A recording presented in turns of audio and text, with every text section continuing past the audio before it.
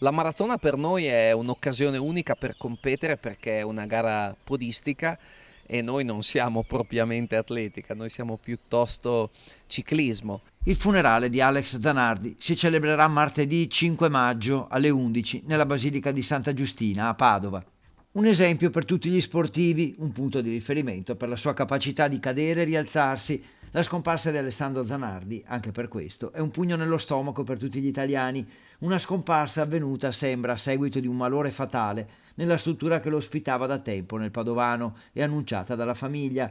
Se n'è andato serenamente, dicono, proprio nello stesso giorno, il 1° maggio, in cui 32 anni fa morì anche il campione di Formula 1 Ayrton Senna. Una giornata di lutto per la comunità di Noventa, non solo per Noventa, ma penso per tutto il paese. Quando la famiglia ci comunicherà la giornata della cerimonia del funerale, e a quel punto là noi istituiremo la giornata di lutto cittadino, che è assolutamente doverosa. Alex era molto legato al Veneto, nato a Bologna 59 anni fa.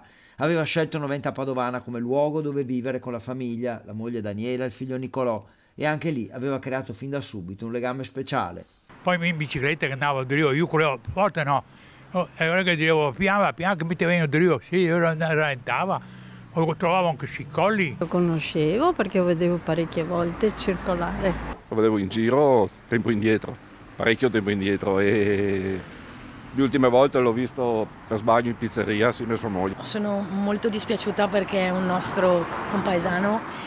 La notizia veramente mi ha fatto stare male perché era un uomo buonissimo e anche quando appunto dopo il primo incidente mi ricordo scendeva giù dall'auto e veniva come noi a fare la spesa là lì, scendeva giù dall'auto, un'auto anche molto alta, con una agilità e una grazia veramente tanta. Lo vedevo spesso perché veniva anche al negozio supermercato lì, per cui arrivava là con la macchina, dava l'elenco della spesa e poi gliela portavano. Era una grande persona. Stamattina è stato un colpo pesante per noi, ho pensato alla sua sofferenza, alla sofferenza del figlio, della famiglia e di tutti gli amici, i parenti e il coso sportivo, no?